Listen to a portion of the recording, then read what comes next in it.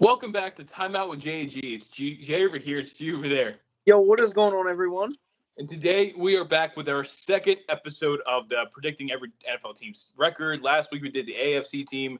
Um, Let us know what you thought about how we predicted every team. So obviously this week we're doing all the NFC teams. But before we get into that, we have a couple things to go over. So Levi, I'll let you take it away. All right, so first thing we're gonna recap the season week one. From the picks last week. First off, we got Georgia beating Clemson 34-3. Both teams got off to a slow start. Georgia only scoring 6 points off of field goals in the first half. Wasn't their greatest outing, but they were up 6-0. In the second half, they scored touchdowns on 4 out of 5 drives. Absolutely just took it to Clemson, and Clemson only scored a field goal. They only got a field goal. I don't know about this Clemson team. I really don't. There's been a lot of questions, when it went from Trevor Lawrence to DJ, now from DJ to I can't even think of the quarterback's name right now. Isn't the Cade guy? Cade Club. Nah, is it Klubnik? I'm like 99% sure. Either way. Yeah, it's Cade. This Clemson team is not it. This is not the Clemson teams we've seen before. I doubt they're going to be in the ACC championship. I really doubt they're even going to make a push for the playoffs. This is just a Clemson team that is down bad. Yeah, pretty much. Georgia smacked them, and that was, like I said, with Georgia getting off to a slow start, that would have been the opportunity for Clemson to kind of step out early and kind of like punch them in the mouth, but did not happen. Did not happen. And on to game 2, we have Penn State, West Virginia. Penn State did get the win 34-12. I mean, I feel like what we talked about kind of happened. Drew Aller came out, and what I wanted to see, he did. He threw for 216 yards, 3 touchdowns. Harrison Wallace, the wide receiver, he showed up with 5 catches, 117 yards, 2 touchdowns. Nick Singleton did what he needed to do on the ground, 114 yards and a touchdown. A lot of people were saying this was going to be the upset of the week. West Virginia is a good team. They got him in Morgan. I think it's Morgan. Yeah. They had him at home. Everyone was saying, college game days there. But Penn State went in, did exactly pretty much what the doubters with the passing game and everything. Their defense showed up. Like I said last episode, Penn State, Big Ten contender, and I feel like college football playoff contender. What do you think? I don't know. I always still Michigan and Ohio State are always going to have me there. And yes, it was a good win. Yes, they went out and they showed why they are a top 10 team in this country at this point in time. It's why they were ranked there before the season started. And they proved, at least to a small scale, week 1, why they came out and they dominated in all facets of offense. Defense was good. And yes, West Virginia is a good team, but they're not like, we still have some heavy hitters in the Big Ten we need to worry about before we can go around celebrating a West Virginia victory. You know what I mean? Yeah. So it was a good win. I expected us to win. I picked us to win. It would have been a rough one to lose, but obviously they didn't. They took care of business. So it's a good win, but I don't think it's enough to be like, oh yeah, we're sort of contending for the Big Ten for sure, and then even the college football playoffs. We tend to lose 2 games every year to Michigan, to Ohio State. And we sometimes tend to fall into a trap game of another game, like maybe in Iowa or something like that. You know what I mean? So Penn State, just being a fan of them, I would like to say that, yes, maybe they could fall into one of the back end spots of the college football playoffs, because it's up to 12 now, right?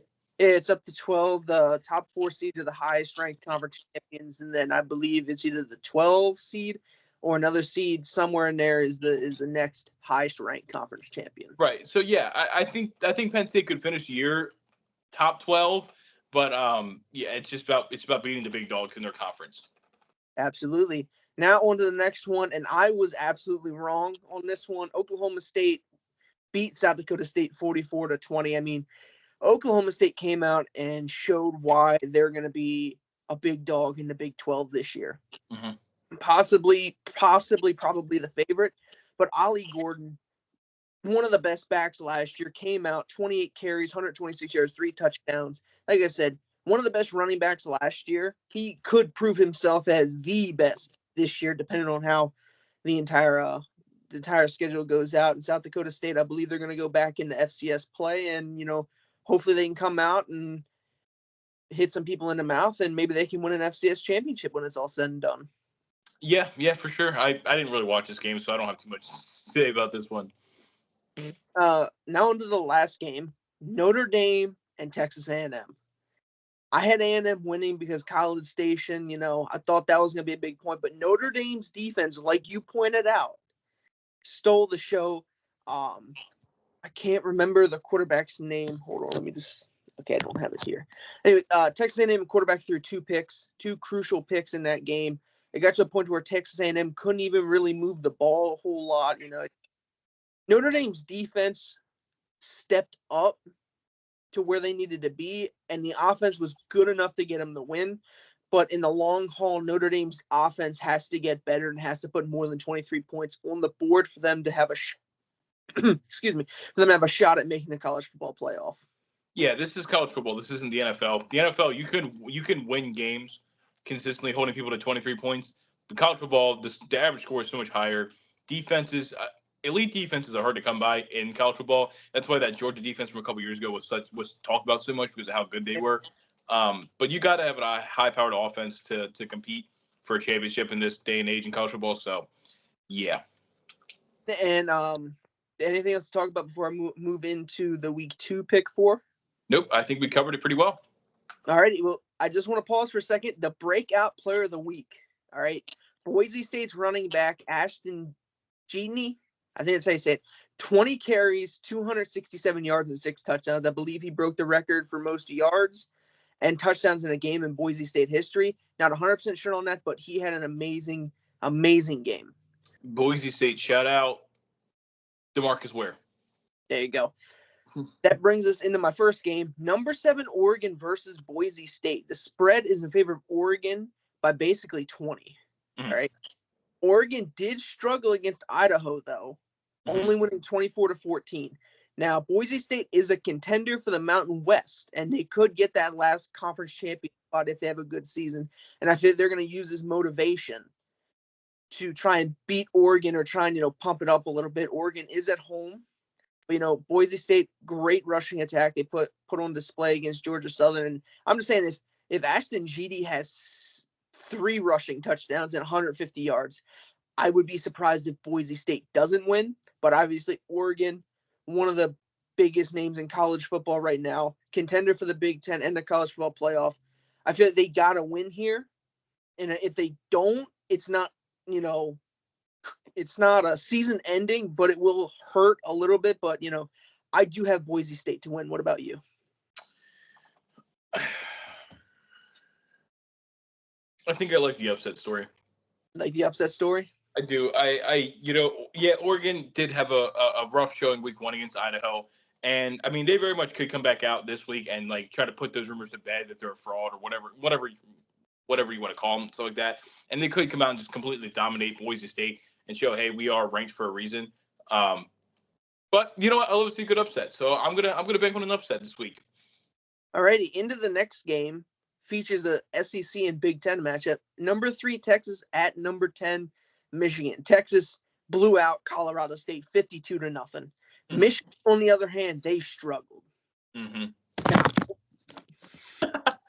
They struggled against Fresno State, only winning 30-10. That I don't know. That Michigan team just doesn't seem the same since a couple people in the coaching staff had left. I'm not here to get into conspiracy theories, but this is not the same Michigan team. Straight up, I think Texas wins this. I'm gonna be honest. There's not much to talk about. Quinn Ewers, arguably one of the best quarterbacks in college. Let's be real here. I think Texas's defense and their offense is going to prevail them in this game, even though Michigan is at home. But hot take here, I don't think Michigan's going to even make the Big Ten championship game. I don't even think they're going to be in the playoffs when it's said and done. That's a hot take. That's a hot take. I'm also going with Texas. Like you said, Michigan did struggle last week. Donovan Edwards, one of the best running backs, maybe the best running back in the country. Some might, use that name. Struggled last week very, very mightily. So that's a big part of their offense. We know Michigan is a running team, 10 times over a passing team, and they struggled to run the ball last week, and again against a Texas team that is coming off a bloodbath of a blowout. I think Texas is riding high. They're going to see a ranked team like Michigan look, them northern. I guess they are going to Michigan, aren't they? Yes. Look, them Texas boys are going to Michigan. And they're showing how to play some real football. You know what I'm saying? So we're gonna go horns up for this one. I hate to do that, but horns up, I guess. Oh now, man. On to the third game. This one is going to be questionable, but I have USF at Bama. All right. Hear me out. Last year, under Nick Saban, Bama only beat USF 17-3. Mm-hmm.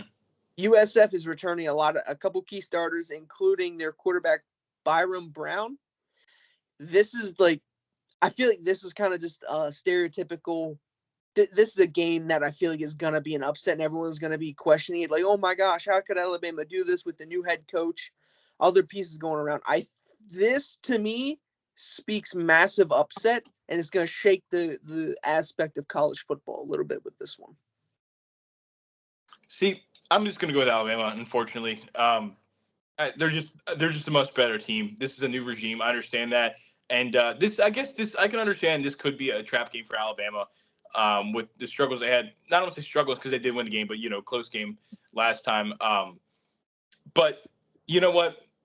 USF's run defense is not very good, and Alabama's going to be able to take advantage of that. I think pretty well. They got like 3 running backs they could probably give the ball to. So I think this might not be a crazy high scoring game, but I think Alabama might just run all over these guys. Right now, the spread is 31 points for Alabama. Yeah, it could be like 34-0. Yeah. I don't know.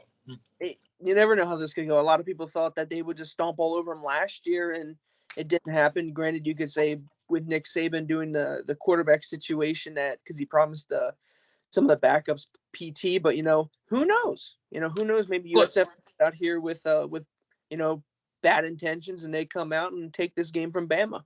Plus, I mean, Jalen Milroe only threw 9 passes last week, so he's still basically this could be his week. He officially warms up into the season. Yeah. They threw the ball a lot, so I just think this Alabama team, the USF would be a cool upset, but I just got to go with my senses. I think Alabama's going to stomp them. Just a little too far out there for you to bite. Yeah, it's just a little bit. It's a little bit too far for me to grab a hold of. All right, so the last game that I have features my favorite team, Tennessee. It's number 14 Tennessee versus number 24 NC State at a neutral site game. I forget where it was. I should have written it down. But Tennessee's favored by 8. Nico Emiliava went for 314, 3 touchdowns and a half against, obviously, Chattanooga, but it's Chattanooga. They're playing Bank of America Stadium in Charlotte, North Carolina. There you go. That's where they're playing. Tennessee kind of just walked over Chattanooga. I mean, most teams would, but NC State, on the other hand, it took them to the fourth quarter to really get a lead and, kind of pull away from West Carolina. Mm-hmm. Kind of crazy. I think it was like 38-24 or something like that, but it was way too close for how good this NC State team can be. If they don't come to play, the defense for NC State, it could be disastrous. But also on the flip side, Tennessee's secondary, not the best. It's their one week.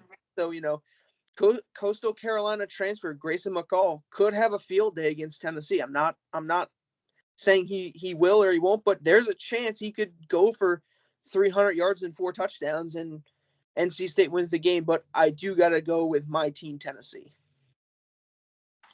Yeah, you said the spread. I'm seeing the spread 7.5. I seen it last time I looked. It was 8. Okay, well, I don't think a spread can be a whole number though. Does the spread have to be half? It might have been 8.4. I'm not 100% sure. Oh, 8.5, not 8.4, 8.5, but. Yeah, no, I have Tennessee winning. I just do. They kind of, like I said, they struggled against not NC State struggled last week against a much inferior opponent. The SEC team's just going to kind of walk in there on a neutral site, I guess. So I guess that's one thing NC State might have going for them is that it's playing a neutral site instead of in Tennessee. But I don't see this being an upset alert this week. The only thing that I could say for NC State's sake is obviously their passing game. And this is technically like their big game of the year, quote unquote. Like this is like one of the few times that an ACC team, it's kind of just like, hey, we have a shot to take down one of the people from the Big Two, I should say. 100%. And this is their chance, and Tennessee's looking at it just like, oh, another game. We got to play Bama and Georgia down the line. This is just another game for us. So you never know. Like I said, I have Tennessee, but we'll just have to wait and see. I believe that game is 7:00. I think it's a night game. Yeah, I just had it up here. God, ads be crazy on this. Saturday, September 7th, 7:30. There you go. Eastern. There you go. Hey, you're watching this. Put your predictions down below. What do you think is going to happen? Or if you have a game that we didn't talk about, put it down in the comments and tell us what you think. And while you're down there in the comments, go ahead and like and subscribe. Keep up, put the notification bell, and you can see every Wednesday when we put out the episodes, pretty much every Wednesday afternoon, evening, around that time. And then we'll be back soon on Saturdays, too, once the seasons really get underway. We have more to talk about. Okay, any more? While you're down there, go into the description and click Cloud 2K's link to go to his channel, Paul's channel. It probably won't be there, but we'll figure it out. I'll put it there. Okay, yeah. I'll put it there. Anything else we can talk about with college football before we move on to our predictions? No, let's get right into it. Okay. Well, we are back with our NFC record predictions, NFL, blah, blah, blah, whatever. That really stumbled through that intro.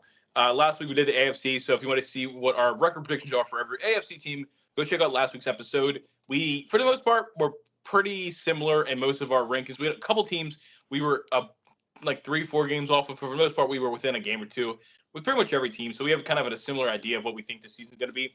This week we are using the NFC, and we're going to kind of do it the way we did last week, where it's like we start with kind of like what we consider the worst division in each conference and then move up to the best division.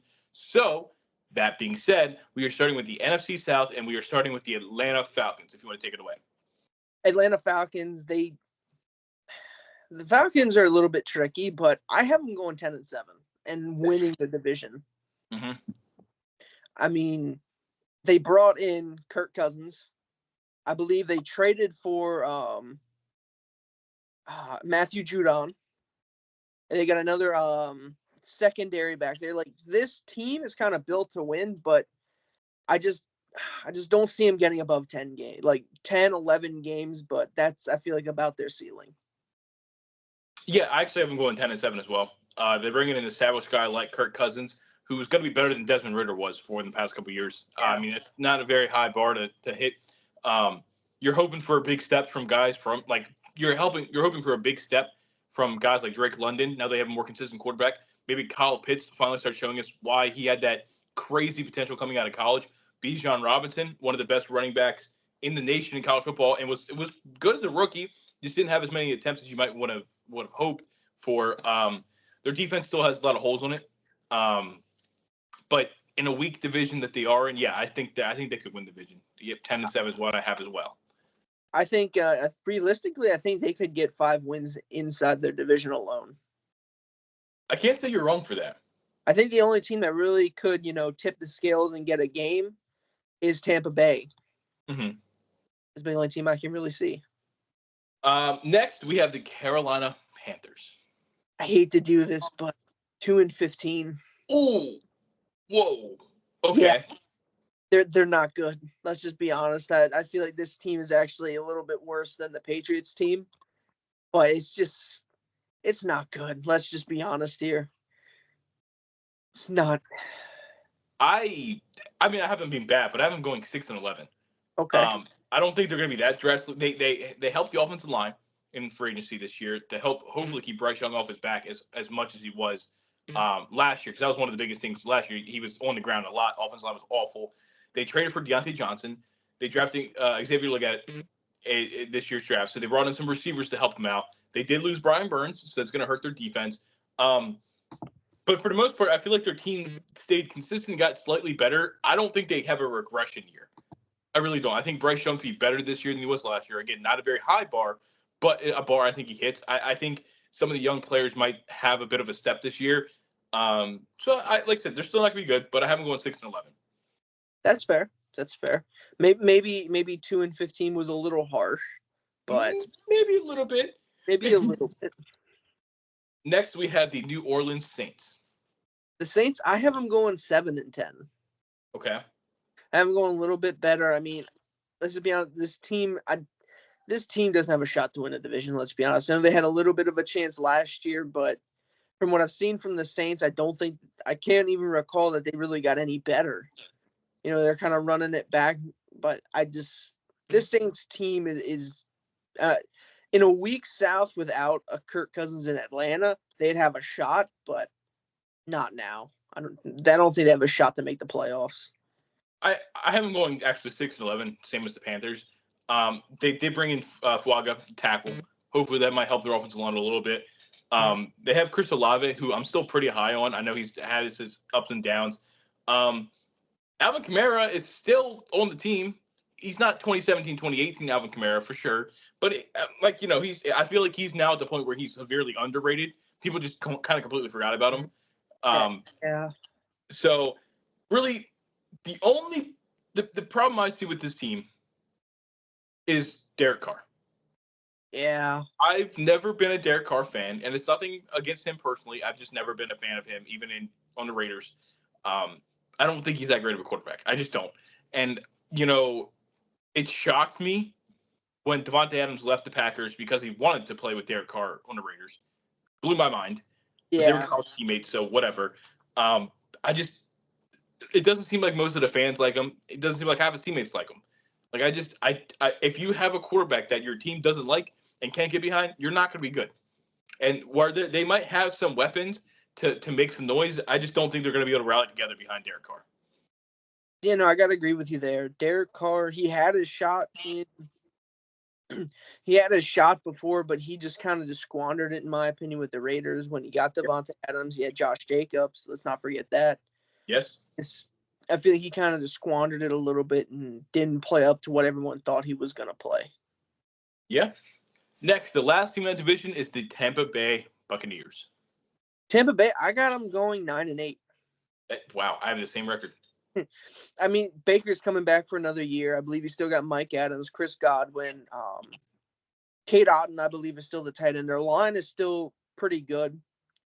The defense still good. I don't know.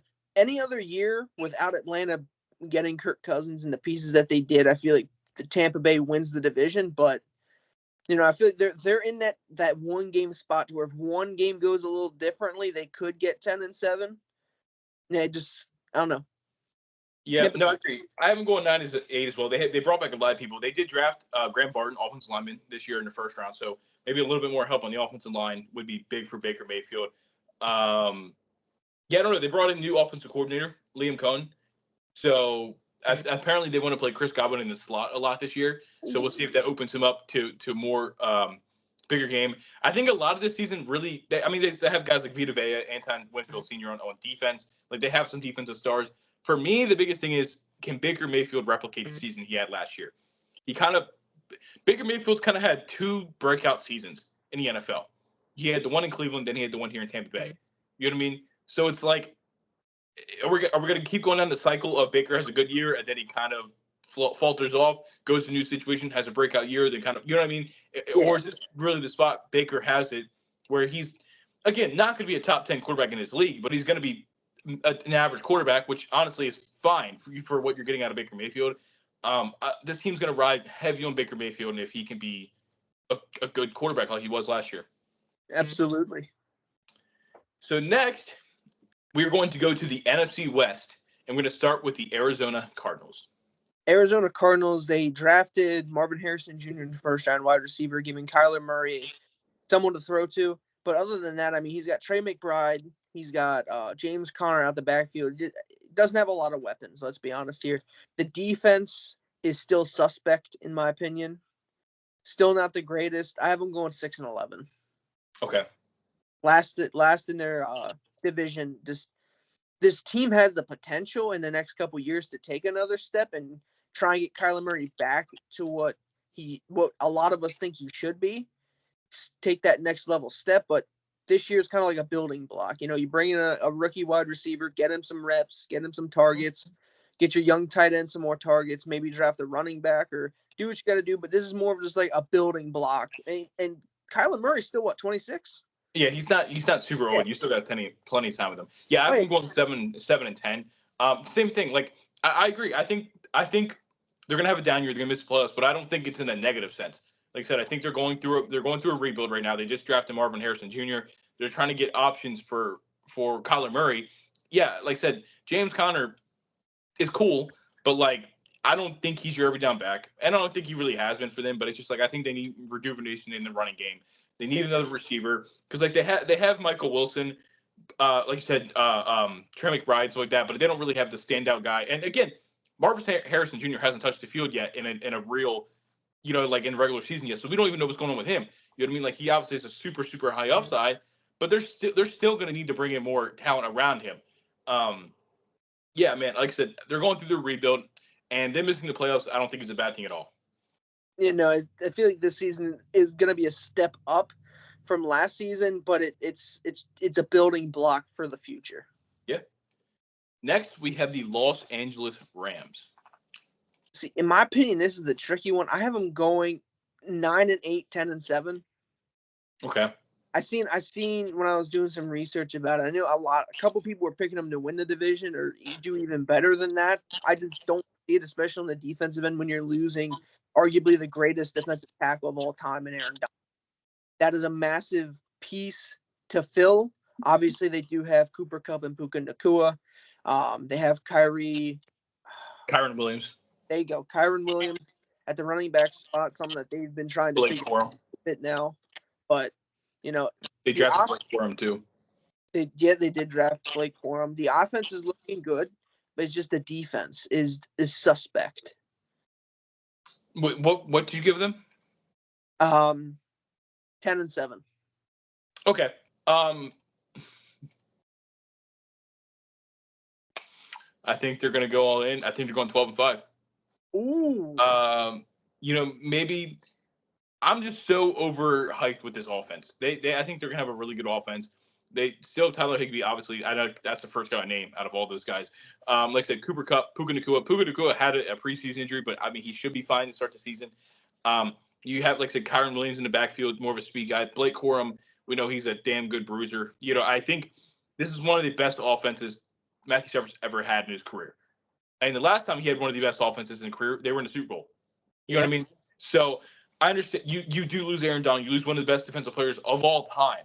Like there's no nothing ifs, ands, or buts about that.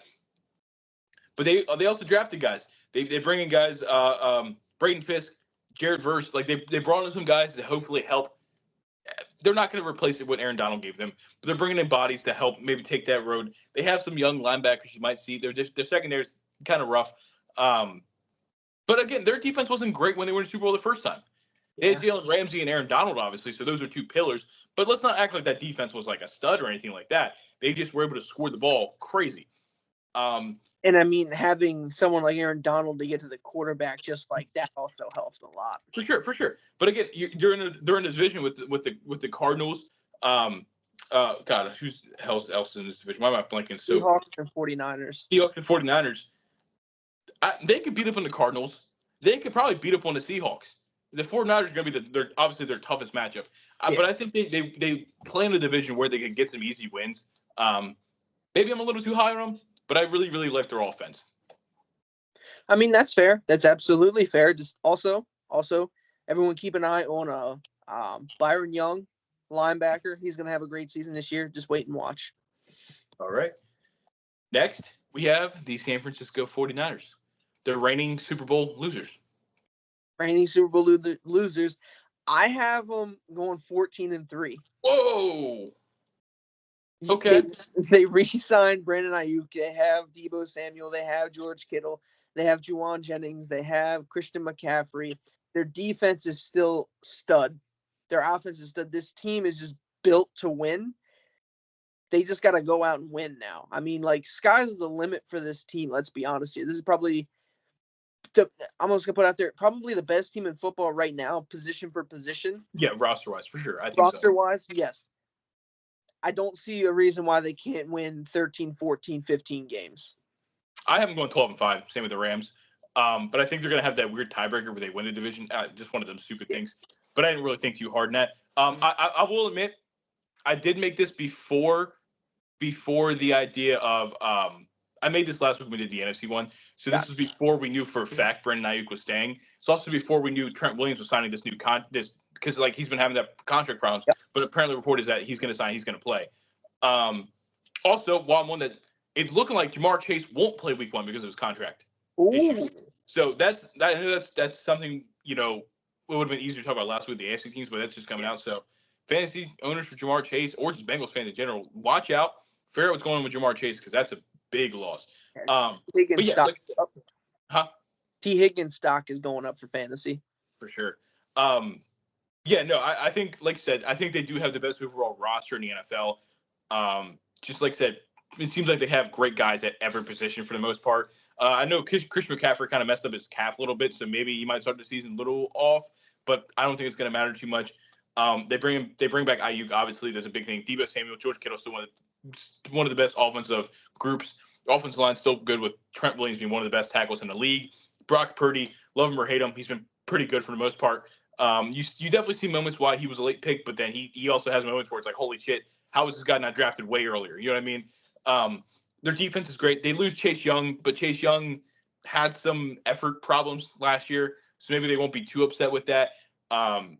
Drake Greenlaw, I don't know if he's going to play at all this year because he tore it was at Achilles, I think, in the Super Bowl. So I don't know if that's a big loss for that defense. He's a really high energy guy, but still Fred Warner, one of the best linebackers in the NFL. Nick Bosa, one of the best edge rushers in the NFL. Like they have all across the board, just such a really good team, 12-5. I just have a hard time predicting teams win 14, 15 games. Like that's just such a crazy feat that I can't predict that in my right mind. I'm crazy enough to do it. That's fair. That's fair.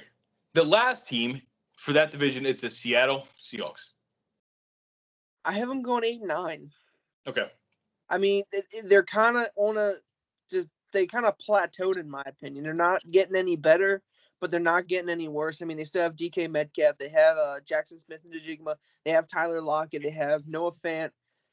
They have Geno Smith. Their offensive line is all right. It's just they didn't get any better, but I don't think they're going to get any worse. Like I said, they kind of just plateaued. You know what I mean? Yeah, I have them going 9-8, so we're pretty much having them at the same spot. They brought in a new coach, Mike McDonald. That's what I was trying to find his name to replace Pete Carroll, who I'm pretty sure was the defense coordinator, was a part of the defense of the Ravens, if I remember correctly. Yeah, that sounds about right. So maybe I think their defense is their weaker spot. So maybe they're hoping he can come in and help rejuvenate that defense, which I think is the biggest question mark for the 49ers. As I'm getting, hold on a second. Can you see me still? Yes. Okay, sorry, I was getting a phone call. Rude. Rude. That's probably gonna sound. I don't know. Like I said, they have their receivers. You're hoping Jackson Smith and Njigba kind of takes that jump this year because he has been behind Tyler Lockett. He has been behind DK Metcalf. Noah Fant, he's never really had that breakout season yet, so we don't really know. It's easy to say, oh, they have Noah Fant, but Noah Fant hasn't really been like this guy gets to really be worried about yet. You know what I mean? So that's a big thing. Geno Smith is also kind of the guy like Baker Mayfield. Like, is this a consistent thing we're going to get from Geno? Because it was Geno has been pretty much not a starter for years in this league until all of a sudden, like what was that, 2 years ago, he stepped up and was good all of a sudden. So I don't know how that he could fall apart this year. And then their backup is they brought in Sam Howell, who yes had a good preseason game, but in Washington wasn't very good. So it's like they still aren't. I don't think they're still completely sold on quarterback yet. You know what I mean? Yeah. So I don't know. This could be a year where if their quarterback struggled, this team could suck all of a sudden. But I think they also could make a wild card push. So I'm going 9-8. Yeah. One question for you: do you think Sam Howell is going to see the field at all this year as the solidified starter? It depends entirely how Geno Smith plays. I don't think there's any way he starts unless Geno Smith sucks. Gotcha. I think they're happy with Geno right now and with what he's doing for them. I don't think they would bench it because again, you look back on Tim Howell's Washington days. It's not like it's anything. It's like, oh, we have to play this guy right now. You know what I mean? If he sits a year or two more behind Geno Smith and then takes over, maybe that's the thing they're looking for. But unless Geno either gets hurt, knock on wood, hopefully that doesn't happen, or he just plays awful, I don't think Sam Howell really sees the field much. All righty. All right, halfway done. Next, we're gonna go to the NFC North, and probably the most controversial team, maybe this offseason at least, and the team probably the widest range, the Chicago Bears. I have the Bears going 9-8, 8-9. I have them floating around that record right there. They brought in some good pieces, but he's still a rookie. Caleb is still a rookie, and rookie quarterbacks sometimes make dumb mistakes. I'm not saying that they can't go, 10, 11 wins, but with a rookie quarterback, and for me, with a rookie quarterback, it's hard to put them up there to that 11, 12 win range because it's rare that even some of the veteran quarterbacks get to that point. You know what I mean? Just at 8-9, 9-8, I feel like is a good starting point for this Bears team. And then next year, they could get to that 10, 11, 12 win range. 100%. I'm pretty much, I have 9-8. I pretty much the same exact thought process. Like, Caleb Williams being a rookie is what's going to be the make or break for this team. Again, fantastic prospect. I think he's going to be a hell of a quarterback in this league. But again, a rookie quarterback, it's a different game from the NFL to college, or from college to the NFL. Luckily for him, he's got a lot of established receivers. Obviously, Keenan Allen been one of the best receivers in the league for, probably a decade now. DJ Moore, who's had a breakout recently. Roman Dunze they drafted this year. They bring in DeAndre Swift, who's been a decent running back for a good part of his career. Cole Kmet is their tight end, who's, again, kind of like, okay, whatever. He's somebody there. They really like rejuvenate this offense for Caleb Williams. I just hope they aren't so bought in, because I see a lot of people, Bears fans, not Bears fans, people talking heads, that think they're going to win 11, 12 games. And I hope that doesn't get into the head. And if they win 9 games, they're like, oh, we got to sell. We got to sell this person or try to buy. Like, you got to give Caleb, again, also it depends on Caleb Williams plays. If Caleb Williams is bad this year, then it's like, okay, but then it's like, I think it's easier to give him another year, but like, he was just a bad rookie. If he plays well and they don't get to 11, 12 wins, I'm afraid this organization is going to jump the gun on something and trade away somebody they shouldn't, because, you know what I mean, they didn't win as many as they thought. I don't know. It's the Bears. I feel like the Bears have never really been good for the most part in our lifetime. They just they don't seem to consistently be good. But it's a new era. Caleb Williams, probably in our lifetime, Caleb Williams is going to be the best quarterback they've had. Honestly, like it doesn't take much. Jay Cutler had his moments, I guess. But so, yeah, I think this is like the Cardinals. This is a year where, like, I don't think they're going to make the playoffs, but it's not a bad thing. They're definitely still a building team. Yeah, it's just a building block for the future. And the Bears' future, I might add, for the first time in a while, is bright. It is. You're completely right. Speaking of another team in their division she's been bad most of her lifetime, but is finally getting some success, the Detroit Lions. I have Detroit riding the momentum from last year. I have them going 11-6, 12-5. Okay. Don't really see a drop off. I mean, their biggest weakness right now is their defensive backs, corners specifically. But even then, they still got to the conference championship game with that weak DB room, and I just don't see this team regressing at all. I feel like they're going to continue riding the wave and clinch the NFC North for a second year. I also have them going 11-6, and yeah, right now their secondary is their biggest problem. Yeah. Also, I don't know if you saw Jameson Williams said he wants to lead the league in yards and touchdowns. So I mean, that would be that would be something crazy if they could finally get Jameson Williams to kind of break out the way they've been hoping. He's a big speedster guy, so if they can get him going, this offense is going to be insane. Didn't he have that long touchdown run against the 49ers? Yeah. That's what I thought when he had that big run. I thought, oh yeah, they're locking this game down. But obviously, we know what happened. They sold. Yeah, like I said, they have Amon-Ra St. Brown, who it's Amon-Ra. I'm going to say something, and I hope this doesn't get taken the wrong way. I know it's going to be taken away. I like Amon-Ra St. Brown. He's becoming slightly overrated. He's a good player. I hate that if I say that, people are going to think I'm saying he's bad. I think he's a great receiver. People are putting him up there in top 5 talks. I don't think he's there. No, he's not there yet. I think he's starting to get slightly overrated. He's a guy that doesn't have breakaway speed. it's kind of hard for him to have big play potential because he's a slower guy. Good route runner, got good hands. What like a lot of these sites when I'm looking at the teams and like what people think about them going into the season, they're like, oh, they have Amon-Ra St. Brown on that one side. I know he just got that big contract too. I don't know. I just maybe it's just me. I'm not as bought in on Amon-Ra as everybody else is. Again, I think he's a great receiver, but the people are talking like he's like Jamar Chase, like he's Justin Jefferson, like he's these guys, CeeDee Lamb, Tyreek Hill, where it's like that's your certified one, and he's gonna be one of the best in the league.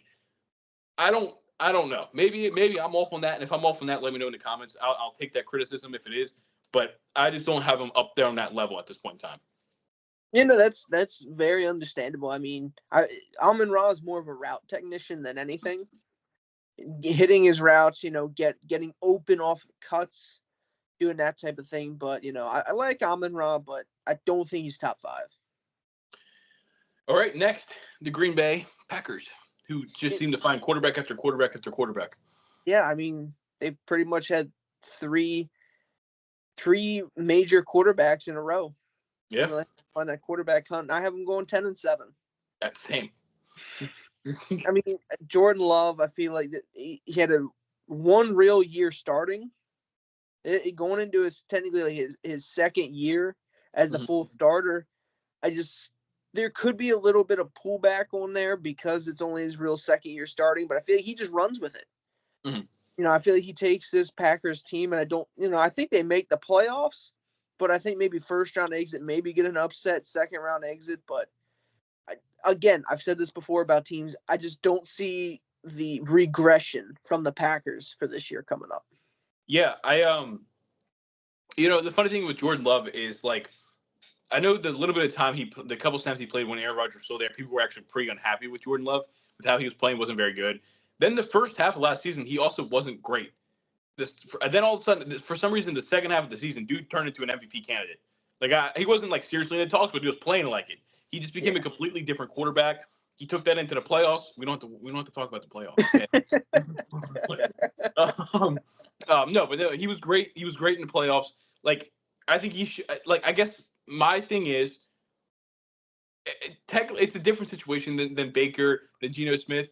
But so I'm going to use the same philosophy as like, is that half a season of him playing fantastic? Is that what Jordan Love is? Or is it going to be the first half of the season and then the snaps we saw him play the year prior where he wasn't very good? You know what I mean? Yeah. Like, what are we? They paid him a big contract because they had to, because he was up on that deal. So they're financially invested in Jordan Love. And, I have nothing against the guy. Like, I understand that Packers team and every one of their quarterbacks beats the hell out of our Cowboys every single year that we play him. But I have nothing against Jordan Love. Like, I hope he does end up being a good quarterback. It's just like, people use a half-year sample size. It's like, is that tangible enough to really, you know what I mean, think that he's going to be that guy for the next 15 years? You know what I mean? Yeah, absolutely. So there we go. Next, we have the Minnesota Vikings to finish out this division. I would have had them higher up, but with the injuries and everything going on, I have Minnesota going 6-11. Okay. It just, all the injuries and everything going wrong with Minnesota right now, I just kind of feel like they're not in a spot to really go for it. I believe Jordan Addison is dealing with injuries. TJ Hawkinson, when is he even going to be back from his ACL tear? I think it's supposed to be like, I think at least 4 weeks into the season. I mean, it's just, this Minnesota team, if they had everything, they had JJ McCarthy, if they had everything locked and loaded, I'd say this team would be about a 10-7 team. But your starting quarterback is what? Sam Darnold. Mm-hmm. I don't buy that. I don't buy that Sam Darnold is somehow going to take this team to a winning record. Especially with the injuries and everything going on.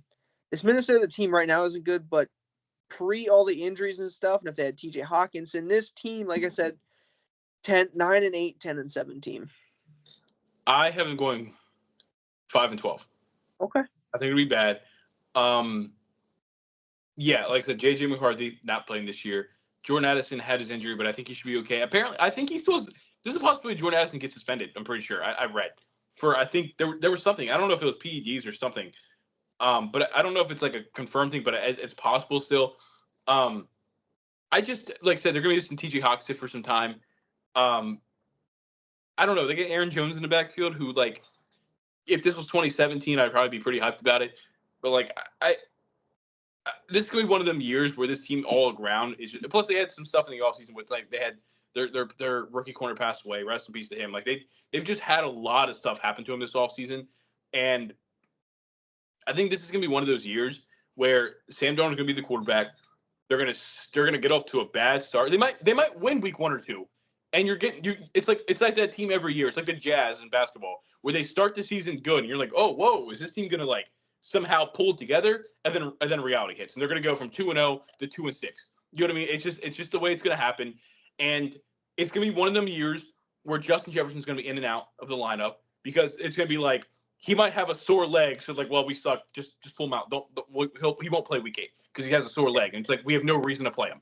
And I think this could be a year. I know Justin Jefferson missed a lot of time last year, but still ended up being over 1,000 yards. He in the games he played was fantastic. I think this is gonna be another year where it's like he's gonna miss. I don't think he's gonna miss like that many games in a row, but I think he's gonna miss 4 or 5 games where it's like, oh, he had an ankle soreness. Oh, he had this because it's like we don't really care this year. You know what I mean? Like we're not fighting, so we're not gonna put him out there through injury. And as a Justin Jefferson fantasy owner, don't love that, but you know what I mean? It's kind of hard not to take that guy. So I just think, like I said, I think this team is going to be super, super conservative with like everything. And like I said, I say that with Justin Jefferson. I think it's the same with P.J. Hawkinson. I think they might delay his return a couple weeks. It's like we're bad. Let him take a couple more weeks to kind of get himself ready for full contact. Same way with Jordan Addison. He had that injury. I think he's going to be fine, you know what I mean, to start the season. But again, he's got some soreness in his leg. Let's just not play him today. You know what I mean? Like, I think it's going to be a year where they're going to have guys that are going to miss games here and there just because they're not really fighting for anything. Yeah, I mean, it's what Minnesota was going to be to what they are now. It's sad to see.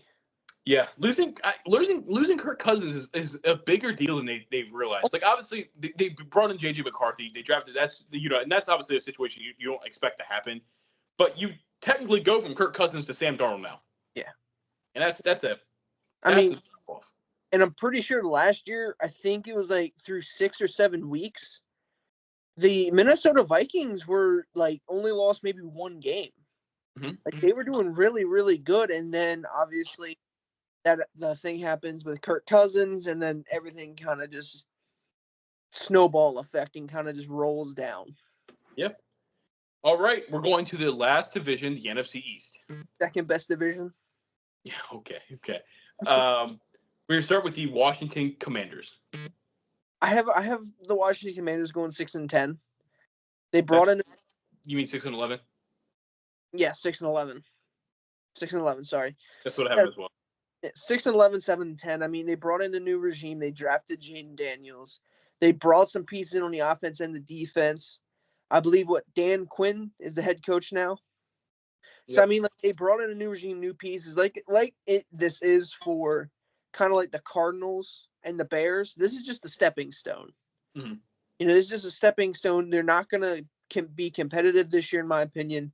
That's remained to be seen, but I feel like it's just a stepping stone for what the future holds. Yeah, I mean, their offensive line isn't very good. So for a rookie quarterback, that's not a great idea. I know Jaden Daniels has mobility, but like, you don't want him running for his life every play. That's part of the reason Sam Howell struggled. The offensive line's been bad for a while. And obviously they spent a lot higher of a pick on Jaden Daniels. So, and then again, they bring in Dan Quinn. Again, I've gone through a lot of emotions with Dan Quinn. He was the head coach for the Falcons who made the Super Bowl, but then obviously blew the lead. That was the thing. And then he goes and he becomes the defense coordinator for the Dallas Cowboys. And for the first season or two, our defense was really, really good. And a lot of people had high praise for Dan Quinn of being one of the best defensive coordinators in the NFL. And then the last year or year and a half, all of a sudden it seemed like the defense fell apart. They were always constantly lost. If you watch that Green Bay game in the playoffs, people were wide open 90% of the time just because it seemed like nobody knew what was going on. It just seemed like they weren't prepared in the slightest.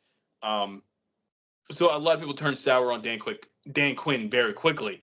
I don't know what to expect out of him as a head coach again on his Washington Commanders team. Because this is not a team. The past 2 places he's been with, Falcons and Cowboys, were teams that at that point in time were trying to compete for a title. And now he's going to a team in Washington that's trying to rebuild. And I don't know if he's the head coach for a rebuilding team. We got a rookie quarterback again. like I said there, Austin Eckler, he's been a good fantasy guy for the past couple of years, but like on the field, Austin Eckler is another one of those guys who, again, not disrespectfully, he gets overrated again, and I don't mean that with any disrespect, because he's such a good fantasy player. People equate that with him being one of the best running backs in the league. No, where it's not quite the same. He's been a good running back for years and years and years, but he's definitely more of a fantasy guy than he is a per game guy. And yeah, I don't know. This defense needs help. The offensive line needs help. They brought in Dan Quinn did bring in Cliff Kingsbury. I think he's going to be the offensive coordinator who was the head coach over in Arizona for Kyler Murray. So maybe we'll see what that does. But yeah, I think these guys are going to be. Actually, I don't remember where I put the Giants. These guys will be fighting for last place with the Giants. I was going to say, but I was like, maybe I don't want to say they're going to be the bottom feeders because the Giants are on the team or are in the division. And actually, that's who we're going to next, the New York Giants. I have them going 5-12. Okay. Basically, right below the Commanders. 4-13, 5-12.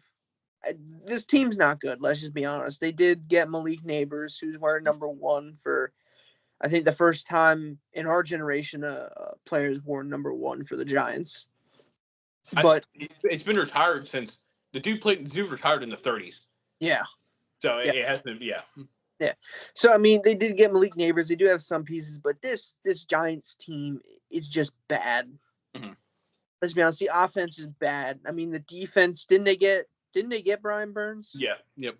I mean, the defense is looking up, but the offense. What'd you say? The defensive line. That's part of what I had. I was going 6-11. Yeah. Their secondary's rough. Linebackers rough. But between Dexter Lawrence, Kayvon Thibodeau, and Brian Burns, I think they're going to have a pretty good pass rush. Yeah, and that's one of the biggest things for you. You love your pass rush. Mm-hmm. Mm-hmm. On that aspect, I think they're going to be good, but everything else is just they're going to be able to squeak out a couple wins. Yeah, It's very rare we see a team go 0-17 or 0-16. Yeah, no, like I said, I think I said 6-11. Yeah, I do like Malik Neighbors. I think he might be a big play factor for them. But again, Daniel Jones is your quarterback, so I don't really know how many of those big plays you're actually going to connect on. They lose Saquon Barkley, but maybe we'll see if that maybe helps them because now they'll be able to spread the ball to more people instead of just trying to give the ball to Saquon consistently because he was their best guy. You know what I mean? It made sense. Darren Waller retired, which is probably fine for them because he's been focused on rap more than football the past 2 years. So, hasn't been good. Hasn't been good. No, they don't really have Andrew Thomas. Is a good left tackle, and because he had a rough rookie year, then he turned up being one of the best tackles in the league. So I think everybody thought the same thing for Evan Neal after he had a rough year on the right side of the line. But Evan Neal's just been bad. He's not had that jump. Maybe he has it this year. I don't know. He's just been bad. He's been one of the worst tackles in the league, honestly. So their offensive line isn't good. Quarterback isn't good. Receiving room isn't good. Like, they have Malik Neighbors. Hopefully, have something there, but they're not good. Running back room isn't good. Defensive line could be good. Yeah. They have pieces on the defensive line. Linebackers, not good. Secondary, not good. They're going to be the bottom feeders for the NFC East. I made a joke with the Commanders, but the Commanders actually have some pieces in place. These guys really don't. They really don't. It's not good. So yeah, they're gonna be bad. Next, the Philadelphia Eagles. I have the Eagles going 10-7. Okay. I have them going 10-7. I mean, I still have questions in my people say Jalen Hurts is a really good quarterback. I still have questions about Jalen Hurts. Just like people have questions about Tua. I'm just not sold on the Eagles through and through because of the meltdown they had in the second half of the year. Mm-hmm. And I don't know if that's going to carry over to the start of the year. They're going to try. I don't know. But all I know is Philadelphia's going to get double-digit wins, and it's going to be like 10-7, maybe 11-6, depending on how the dominoes fall. I've been going 10-7 as well. They lose Jason Kelce and Fletcher Cox. That is the statement of their offensive line and a statement of their defensive line. They brought in Kellen Moore as the offensive coordinator, which I think makes them worse. Yes. I really do.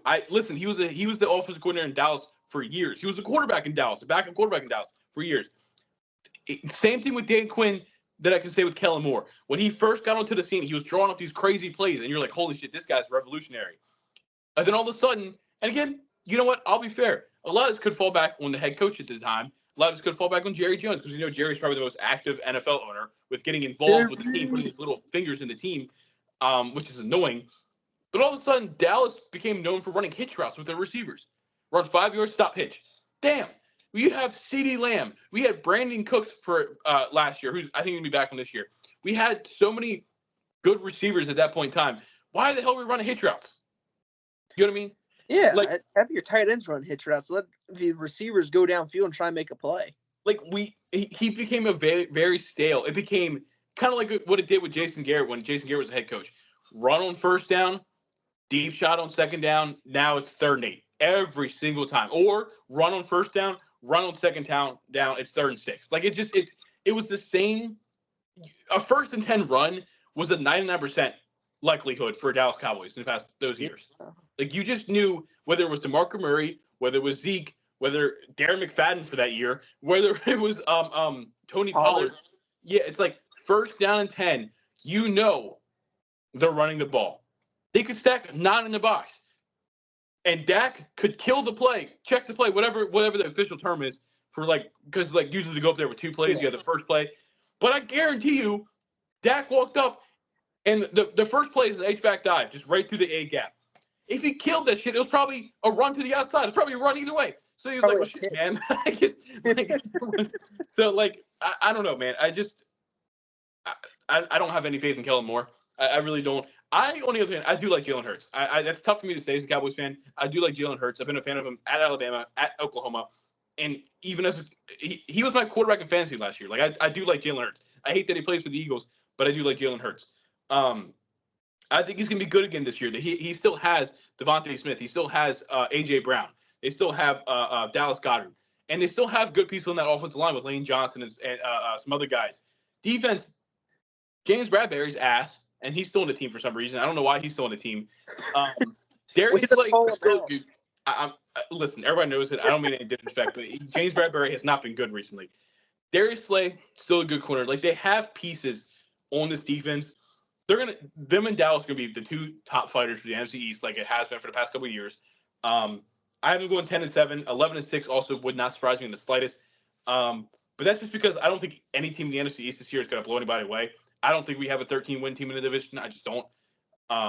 So I'm just being honest. I don't. I think it's going to be a dogfight for 10-11 wins. Yeah, I mean, and also, didn't C.J. Gardner-Johnson go back to the Eagles? He did. After saying that he didn't like it and he wouldn't go back. It's because it's probably the only team to offer him a contract. You know how money talks. Money does talk. So obviously that leads. We left the Pittsburgh Steelers for the last team on the AFC. So I thought it was only fair to leave the Dallas Cowboys for the last team on the NFC. Absolutely. So just we had a bit of difference with the Steelers, which kind of makes sense because it's your favorite team. And I wonder if we're gonna have a similar difference with the Cowboys. 0-17. God damn it! I'm going 17-0. No. No. I have them 11-6. Give me a high five.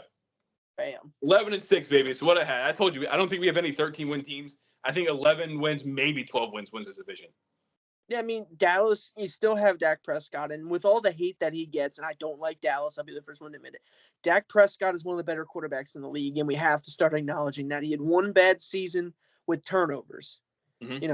I believe since the start of their career, Patrick Mahomes' career, I know it's a wild thing to say Patrick Mahomes, but Patrick Mahomes and Dak Prescott have about the same amount of career interceptions.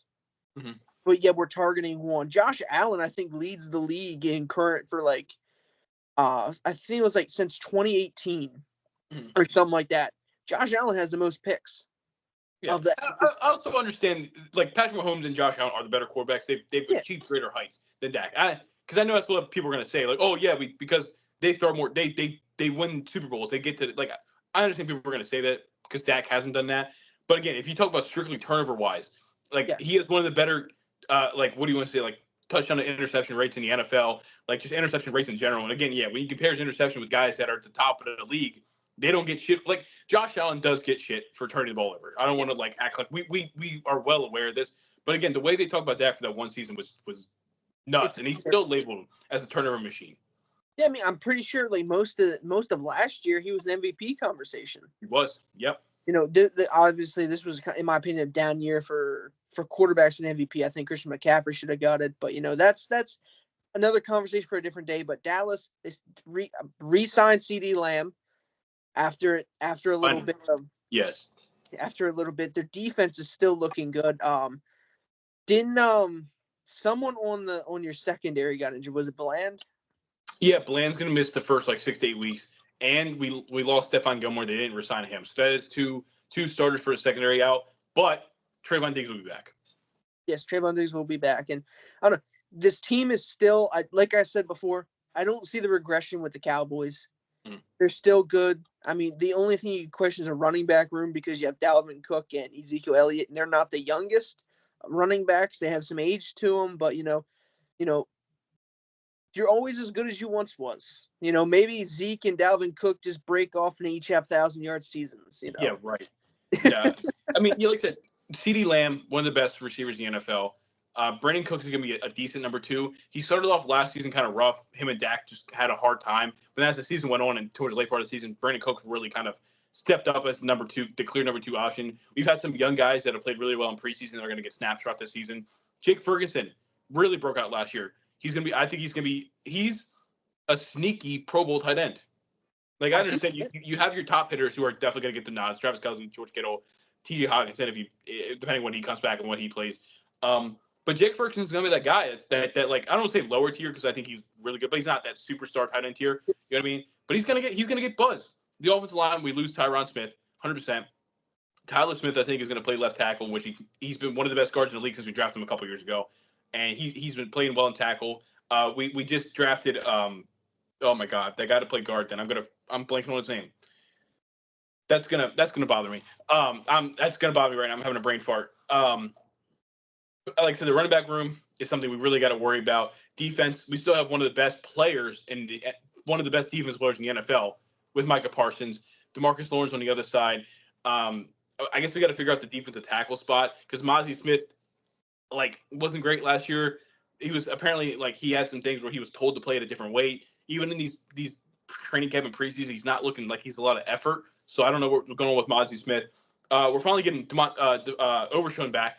Overshown missed an entire rookie year last year with a leg injury. So that's a linebacker we're going to have help with because the linebacker was our biggest problem in our defense last year.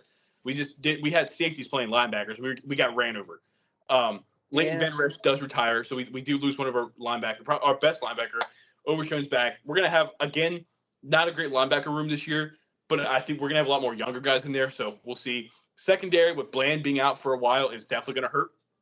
Definitely going to hurt. Not getting back Stephon Gilmore is going to hurt. I think that was a karma kicking them in the ass because they waited so long on bringing back Gilmore because they're like, oh, we'll have Trayvon Diggs, we'll have Bland, we'll have some young guys in there. And then Bland gets hurt, and by the time Bland gets hurt, Gilmore signed somewhere else. So a bit of in the ass, which is the Jerry Jones way. They have some decent safeties. I think we've won 12 games the past 3 years in a row. Yeah. So, I think we're going to be an 11-12 win team again. I definitely, like I said, I think we could drop down to 11 instead of 12 this year. I still don't see us as contenders, unfortunately. I wish I could sit here and tell you I think we could fight.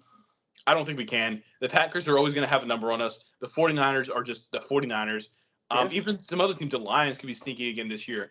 With some teams last year, Niners, Lions, Packers, Cowboys, maybe the Seahawks could sneak into the playoffs. Maybe a couple of the teams could sneak into the playoffs this year, where it's but yeah, that's what I have my favorite team. The offensive tackle you guys drafted was Tyler Guyton. Thank you. And then Cooper Beebe is BB. Something like that in the third round. He's been playing center in this preseason, and they both look really good. I think it's one thing Dallas has done well the past 15 years is draft offensive linemen. We just consistently keep drafting great offensive linemen, so that's been a blessing. Can you send some of that info over to the Steelers, right, to get some better offensive linemen? Can you guys send us the info over about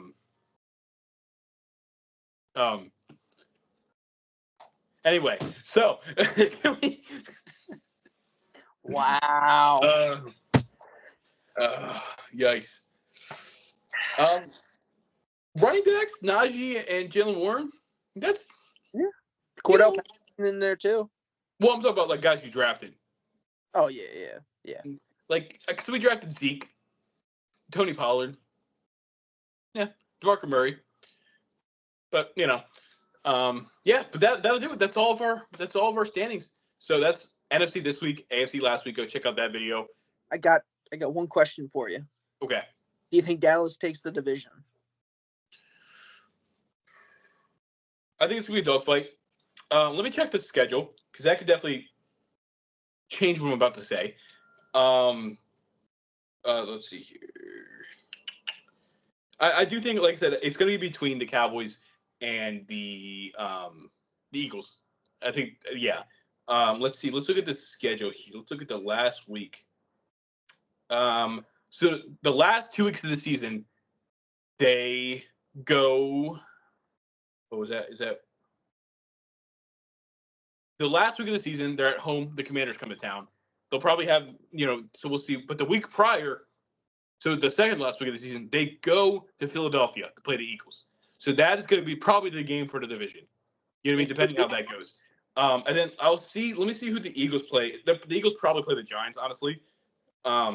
If that works out the way I think it's going to work out. Yeah, so the Eagles play the Giants. So the Cowboys and Eagles probably have a layup to finish the season. So it's going to be the week prior when they play each other is going to be, I think, going to be for the division. Or, of course, you never know. Maybe the Eagles beat us in Dallas and then fuck up against the Giants and we beat Washington and we take it back over. Or we beat Eagles and then we flip up against the Giants or flip up against the Commanders. Like, something like that could always happen, 100%. But I do think it's going to be that week, I guess, technically week 17 matchup that's going to really win a division for us. Absolutely. And also, I'm ready for it. Tomorrow night is the kickoff for the NFL season. What is it, Ravens, Chiefs? I believe so. That's going to be a good matchup, seeing Lamar and Derrick Henry for the first time. Well, while we're here, who do you have? I gotta go with the Chiefs. Yeah, me too. It's Patrick Mahomes. Yeah. Well, screw it. Why not? While we're here, we don't have to talk too deeply about it, but I'll go through the week 1 schedule, and we'll just give our predictions who we think is going to win. Okay? So I also have the Chiefs winning. Let's see here. Let's see if I can pull this up. Okay, so Thursday night, 8:20, Ravens, Chiefs. Friday night. How do they play on Friday night? They might be because it's the start of the season, maybe, and there's no bye weeks or anything like that, so they're trying to finish as many games as possible. Okay, well, Friday night is Packers and Eagles. Honestly, that's that game in Brazil. Okay, yep. Questionable why they're playing in Brazil, but anyways, I gotta go with the Packers. Okay, I think I'm gonna go with the Eagles. Like I said, I still don't know what we're gonna get out of Jordan Love at this point in time. Like, he could, I don't know. Next, starting on Sunday, Panthers Saints, real riveting game. Gotta go with the Saints. Fuck, I'm taking the Panthers. Fuck it. Okay. Like I said, I'm pretty down on the Saints, and like, I don't know. This would be a cool game for the Panthers to come out week 1 and just kind of steal a win. It would be. Vikings Giants. Gotta go with the Vikings. Oof. Okay, this game had a tie. It's be a bad game. I'm gonna go with the Vikings as well. This is gonna be a bad game. Actually, I'm calling for a tie here. Week 1 tie. Next, Patriots Bengals. Bengals. What if Jamar Chase doesn't play? Bengals. Yeah, no, same. I thought I'd throw that out there just in case. Steelers Falcons. Steelers. Yeah, I gotta agree with you on that. Next, Texans Colts. I'm going with the Texans. I am too. This is gonna be a good game, I think. It will be. I feel like it's gonna be one of the better games for Sunday. All right. I don't think we've said that about a Texans Colt game, maybe ever. Maybe not ever. Maybe yeah. Probably for a while, if at all. Maybe like Deshaun Watson's rookie year and Andrew Colt was still in the Colts. Maybe or Andrew Luck still in the Colts. Next, Cardinals Bills. Bills. Yeah, me too. Titans Bears. I'm going with the Bears. I'm gonna go with the Bears too. The Titans are gonna be probably a really bad team this year. I think we talked about that last week. There is I think the past 12 number 1 overall quarterbacks for their first start. I don't think any of them have won a game. So Maybe Caleb breaks it. Yeah. And then the last 1 o'clock game, Jaguars Dolphins. Dolphins. Yeah, I don't think it's much of a Yeah. Starting at 4:05, Broncos Seahawks. I'm gonna go with the Broncos. Okay, I'm gonna go with the Seahawks. Next, Raiders Chargers. Chargers. I agree. I guess Gardner Minshew's gonna be walking out there for the Raiders. I guess so. Watch Joshua Palmer. He's gonna go for 200 yards. Maybe. Cowboys Browns. Good game. Cowboys. I'm gonna go Cowboys too. I think there's still talk. Tyler Guyton might be playing left tackle. He's gonna have a welcome to NFL moment against Myles Garrett. Yeah. So they might actually. They're definitely gonna double team him with Smith because there's no way they're leaving that guy out there alone with Myles Garrett. Probably gonna put Jake Ferguson or Shoemaker. Shoemaker. Yeah, Shoemaker. Probably one of them over there to Chip Garrett or. Yeah, they're gonna do everything they can. Zeke's a pretty damn good run block or a pass blocker. So maybe over there to. Yeah. Next, Commanders Buccaneers. Gotta go with the Bucks. Me too. Rams Lion at 8:20. I'm gonna give this one to the Rams. I'm gonna go Lions. Ooh, okay.